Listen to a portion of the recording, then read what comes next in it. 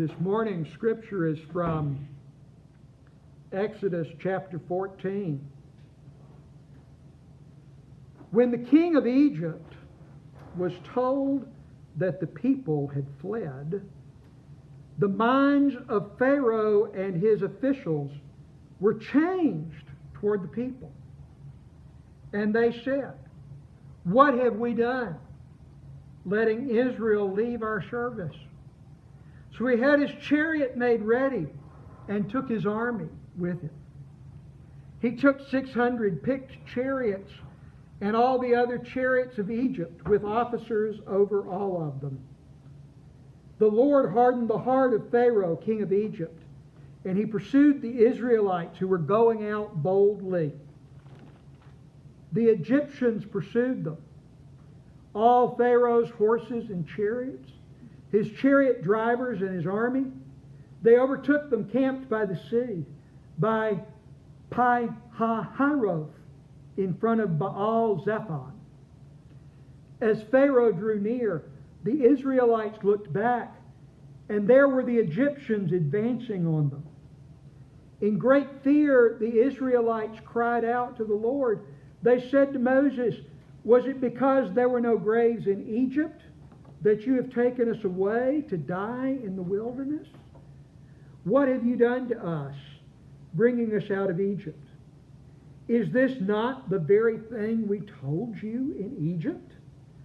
Let us alone, and let us serve the Egyptians. For it would have been better for us to serve the Egyptians than to die in the wilderness." But Moses said to the people, "Do not be afraid. Stand firm and see the deliverance that the Lord will accomplish for you today. For the Egyptians whom you see today, you shall never see again. The Lord will fight for you, and you have only to keep still." Then the Lord said to Moses, "Why do you cry out to me? Tell the Israelites to go forward. But you lift up your staff and stretch out your hand over the sea and divide it, that the Israelites may go into the sea on dry ground. Then I will harden the hearts of the Egyptians, so that they will go in after them. And so I will gain glory for myself over Pharaoh and all his army, his chariots and his chariot drivers. And the Egyptians shall know that I am the Lord, when I have gained glory for myself over Pharaoh, his chariots and his chariot drivers." The angel of God, who was going before the Israelite army, moved and went behind them. And the pillar of cloud moved from in front of them and took its place behind them. It came between the army of Egypt and the army of Israel. And so the cloud was there with the darkness, and it lit up the night. One did not come near the other all night. Then Moses stretched out his hand over the sea. The Lord drove the sea back by a strong east wind all night, and turned the sea into dry land, and the waters were divided. The Israelites went into the sea on dry ground, the waters forming a wall for them on their right and on their left. The Egyptians pursued and went into the sea after them. All of Pharaoh's horses, chariots, and chariot drivers. At morning watch, the Lord in the pillar of fire and cloud looked down upon the Egyptian army and threw the Egyptian army into panic. He clogged their chariot wheels so that they turned with difficulty. The Egyptians said, "Let us flee from the Israelites, for the Lord is fighting for them against Egypt."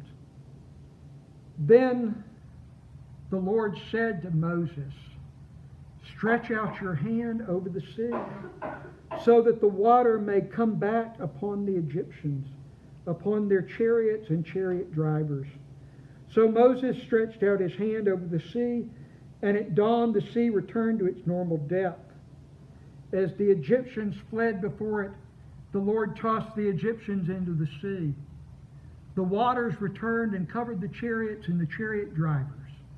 The entire army of Pharaoh that had followed them into the sea, not one of them remained. But the Israelites walked on dry ground through the sea, the waters forming a wall for them on their right and on their left. Thus the Lord saved Israel that day from the Egyptians, and Israel saw the Egyptians dead on the seashore. Israel saw the great work that the Lord did against the Egyptians. So the people feared the Lord and believed in the Lord and in his servant Moses.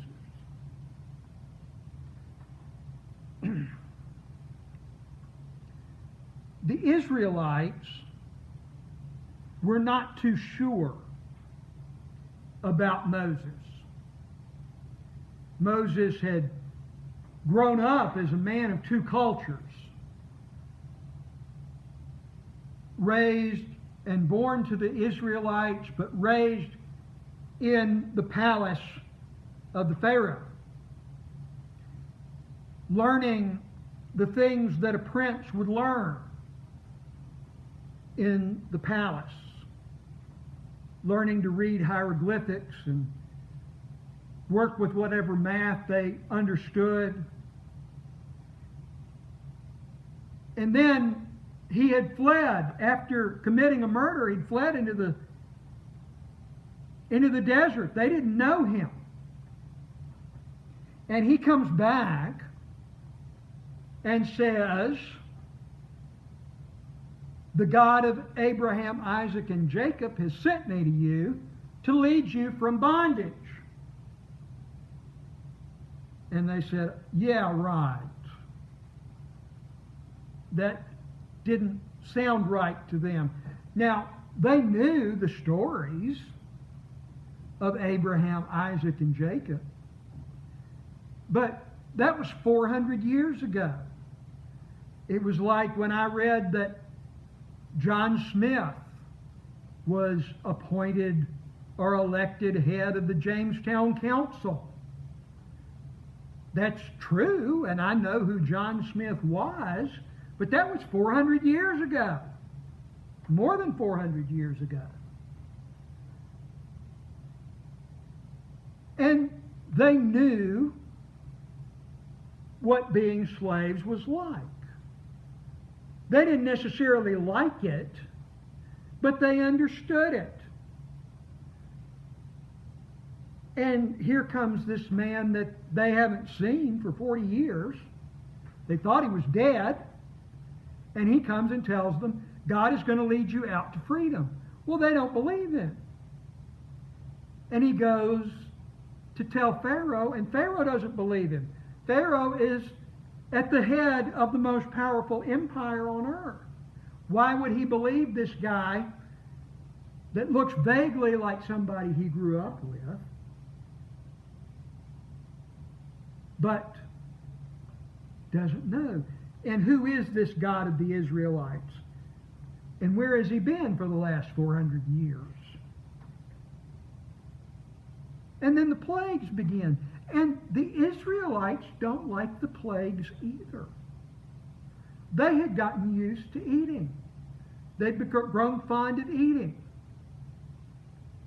And when the Nile turns to blood, which is as strange as saying the sky is orange,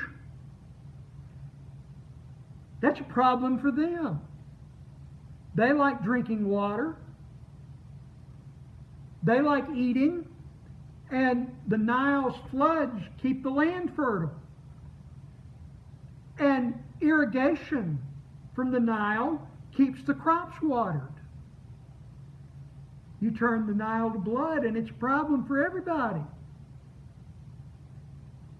Blot out the sun, that's a problem for everybody. Bring in locusts that eat up the crops that are left, that's a problem for everybody. And even, I'd say, the death of the firstborn. Because though the Israelites were passed over, people they knew lost their firstborn. I said a few weeks ago my father had 3 mamas. He actually had 4. He had my grandmother. He had my Aunt Ruth, who was 15 when he was born. He had my Aunt Margaret, who was 10 when he was born. And he had May. May worked for my grandparents' family a long time and raised their children. And when my father did what an Altman male might do and became hard to manage, she'd say, "I ain't studying you, boy," which means straighten up. May came to my grandmother's funeral. She met me and she was sure I was my father. And I said, no, it's that older bald man over there. I haven't met you before. But she remembered what he looked like. And she poured herself into him. And if some Hebrews were house servants, some Israelites were house servants, they'd become attached to the firstborn of that household. And they grieved over their loss. And now Pharaoh tells them to get out, and they get out, but they're not sure.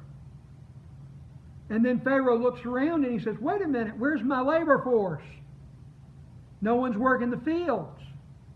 No one's working on our buildings. Let's go back and get them. And he's got the best military equipment in the ancient world. Horses and chariots. They're just a bunch of people on foot. I'll catch up to them. And they turn around, the Israelites turn around, and they see these fearful instruments of war, and they get panicked. And the Back to Egypt committee has met and voted almost unanimously to either run away or run back to Egypt or surrender. And it's Moses who says, stand firm, stand still. I remember in the first Harry Potter movie, someone comes in and says there's a troll in the dungeon. And Dumbledore stands up and calls for quiet and says, everyone will please not panic. Moses says, everyone will please not panic as they see the threat. And Moses says, move forward. The wind blows, and you can get through on foot.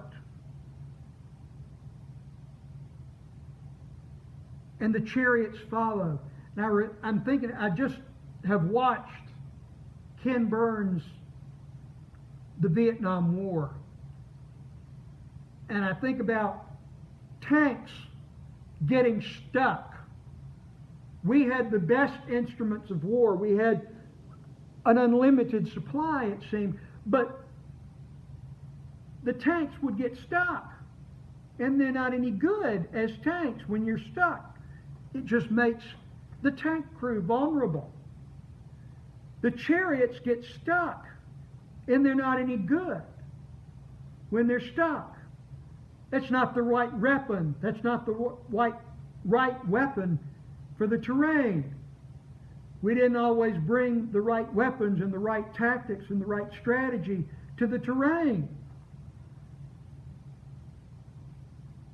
And then the Egyptians panic. And the tide comes back in. And now they're drowning. And the Israelites are safe on the other side. And they begin to think maybe this God Moses has talked about really is on our side. And the rabbis told a story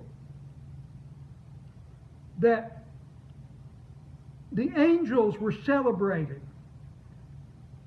over the Israelites' rescue, over the Israelites being safely on the other side. And they hear the sound of crying, and they turn around. And the creator of the universe is crying. And they say, "What are you crying about? The Israelites are rescued. They're saved." And he says, "All those Egyptians, they were somebody's brother. They were somebody's husband.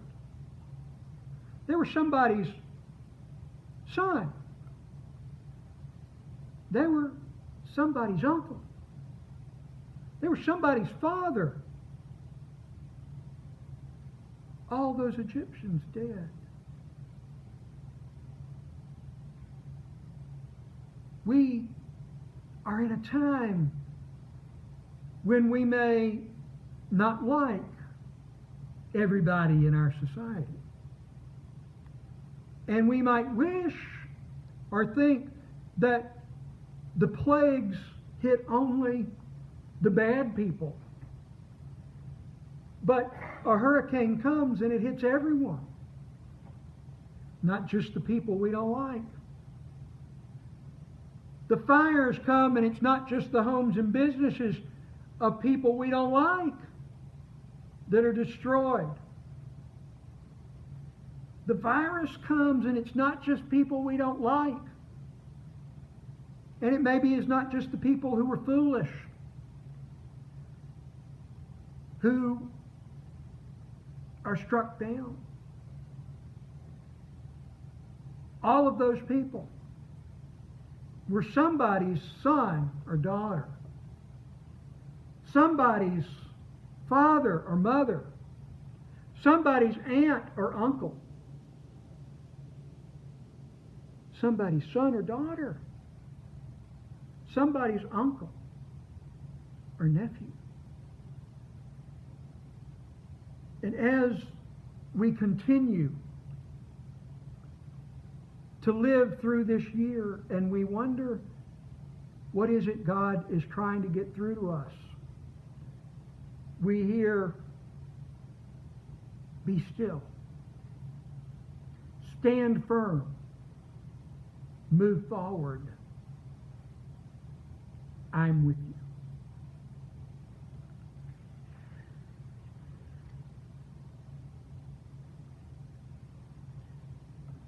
Our closing hymn is number 73.